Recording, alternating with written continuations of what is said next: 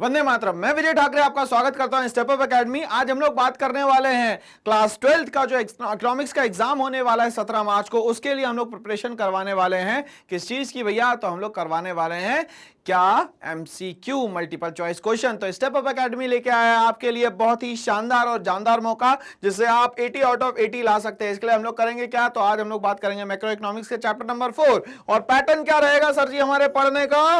वो रहेगा multiple choice question. Multiple choice question में हम लोग क्या करेंगे? ऑप्शन से भी क्वेश्चन बनाने की कोशिश करेंगे। तो चलिए हमारा सफरनामा स्टार्ट करते हैं पूरा का पूरा। चलिए क्वेश्चन नंबर 1 पे हम लोग आते हैं। क्वेश्चन नंबर 1 बोलता है gross domestic capital formation can be calculated as. तो हम लोग सबसे पहले ये समझे कि जीडीसीएफ होता क्या है। तो जीडीसीएफ हम लोगों ने ये देखा था भैया कि जीडीसीएफ जो है मेनली हमारे पास 3 मेथड है कैलकुलेट करने के लिए नेशनल इनकम। एक तो वैल्यू एडेड मेथड है,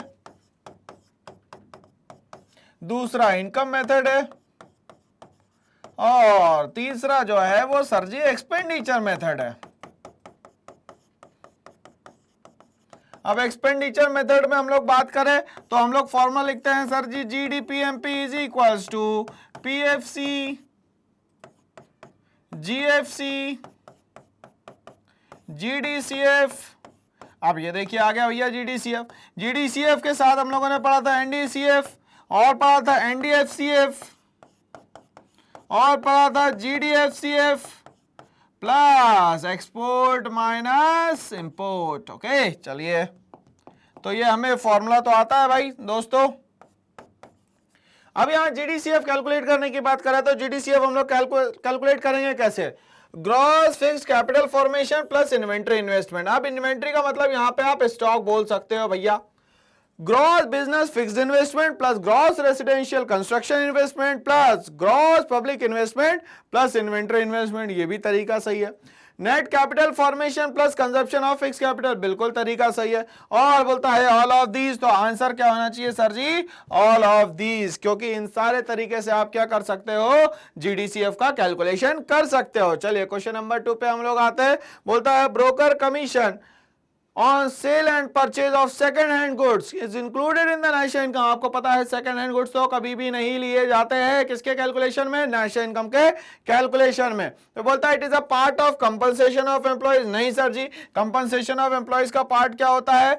तो यहां पे हम लोग बात करें wages and salaries in cash, wages and salaries in kind, और क्या होता है सर जी? Contribution to social security scheme by the employer. ये मेन कंटेंट होते हैं कंपनसेशन ऑफ एम्प्लॉयज के। It is a part of gross domestic capital formation, बिल्कुल नहीं है सर जी। It is an income earned for rendering productive services, या none of these. तो ये सेकंड हैंड गुड्स को इंक्लूड करेंगे कि नहीं करेंगे भैया? और दूसरा ये किसका पार्ट है? तो ये पार्ट है भैया किसका?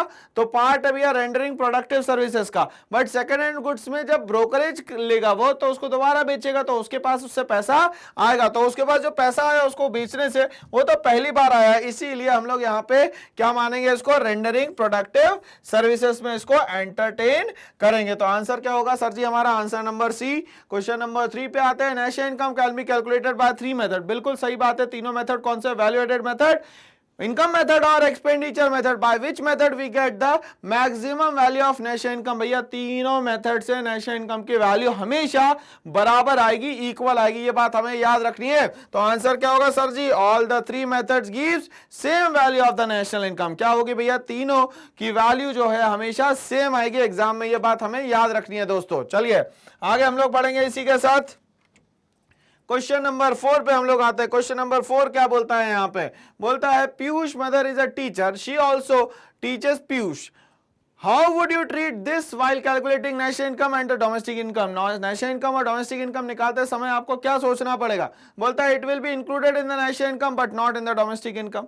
नेशनल इनकम में जोड़ा जाए, डोमेस्टिक इनकम में ना जोड़ा जाए। It will be included in domestic income but not in national income. it will be included in the domestic income as well as the national income, or it will neither be included in the domestic income nor in the national income। तो मतलब ये mother जो है वो teacher है, तो ये professional work कर रही है, और घर पे जब वो पीयूष को पढ़ा रही है तो वो क्या कर रही है भैया, तो सोशल सर्विस कर रही है, ये मान लेते हैं हम लोग यहाँ पे।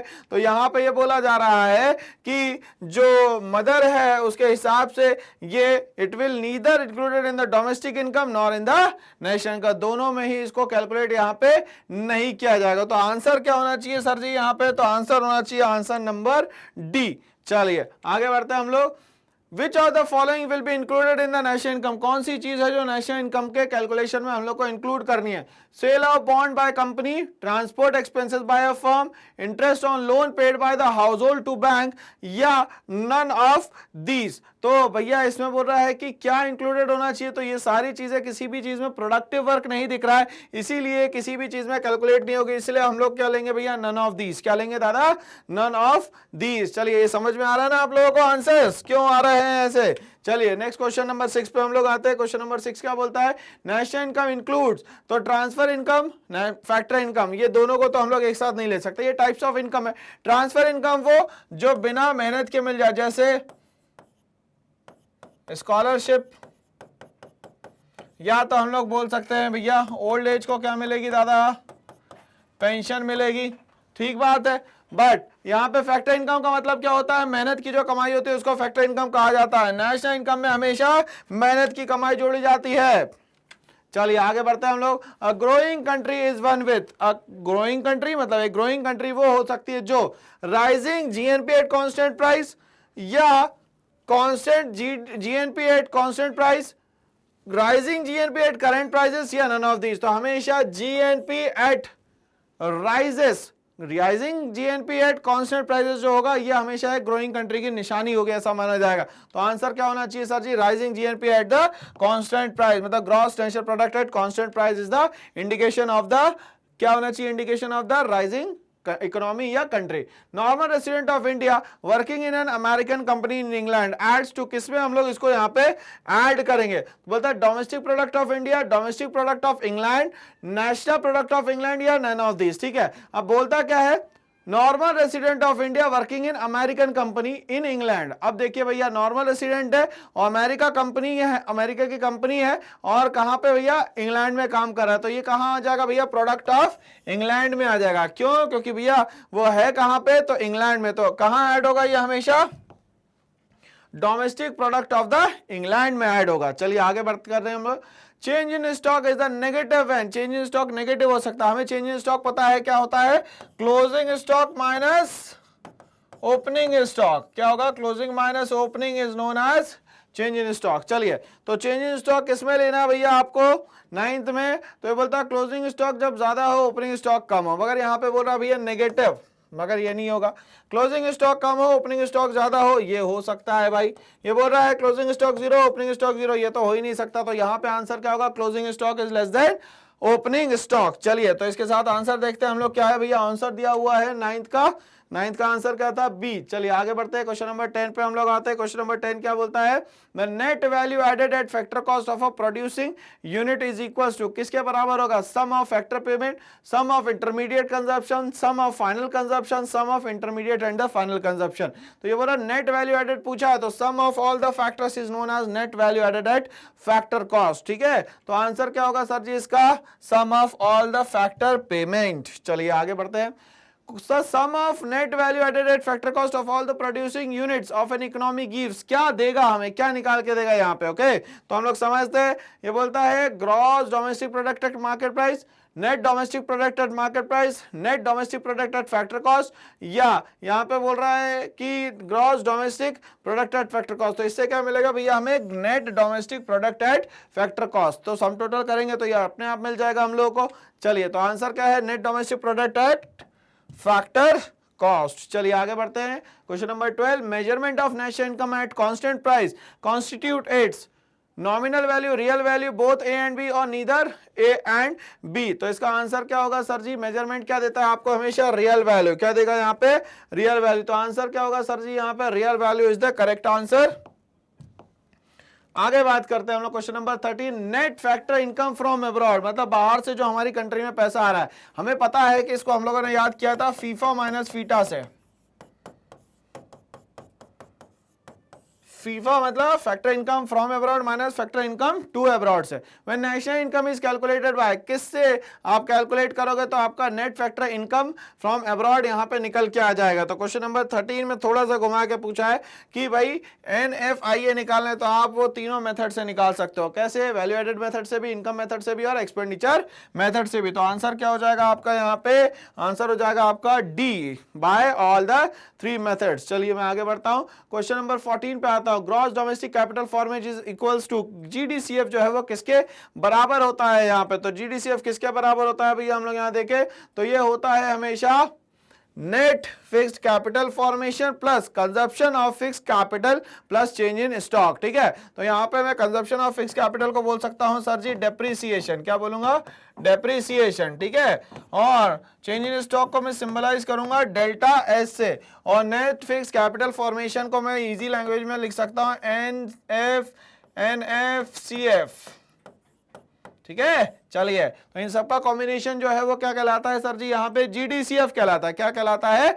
GDCF। दूसरा क्या दिया है? Gross domestic, gross fixed capital formation plus closing stock, gross fixed capital formation plus opening stock, net fixed capital formation plus consumption of fixed capital. ठीक है, अब यहाँ पे कहीं पे डेप्रिसिएशन दिया है, कहीं पे चेंज इन स्टॉक दिया, तो हमें तो दोनों ही चीजें यहाँ पे कंपलसरी है लेनी है। तो आंसर क्या होना चाहिए सर जी? 14 का आंसर होगा यहाँ पे सी।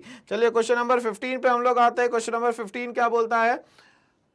Gross domestic product eight market price, उसको हम लोग लिख लेते हैं भैया GDPMP इक्वल्स टू क्या होगा यहाँ पे? ठीक है, बोलता है compensation of employees plus operating surplus plus mixed income of the self employed. तो ये कंपनसेशन ऑफ एम्प्लॉइज, तो भैया ये जो फॉर्मूला है ये NDP-8FC का फॉर्मूला, मतलब इनकम मेथड का फॉर्मूला है।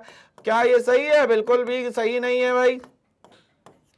Compensation of employees plus operating surplus plus mixed income of self employed plus consumption of fixed capital plus net indirect tax, ये तो कन्वर्जन देके रखा हुआ है। Compensation of employees plus net current transfer from abroad, या compensation of employees plus net factor income from abroad. तो यहाँ पे क्या होगा भाई? यहाँ पे तो एक बात याद रखनी है, compensation of employees operating surplus mixed income of self employed plus, अब हम लोगों को क्या करना है भैया? तो आप ध्यान से समझिए, ऐसा भी कर सकते हैं हम लोग यहाँ पे GDP-8MP is equals to compensation of employees के लिए हम लोग यहाँ पे लिख सकते हैं NDP-8FC। क्या लिख सकते हैं? NDP-8FC। तो यहाँ पे हमारी कोई दो चीजें चेंज हो रही है, एक तो ये डेप्रिसिएशन चेंज होगा, और यहाँ पे क्या होगा भैया?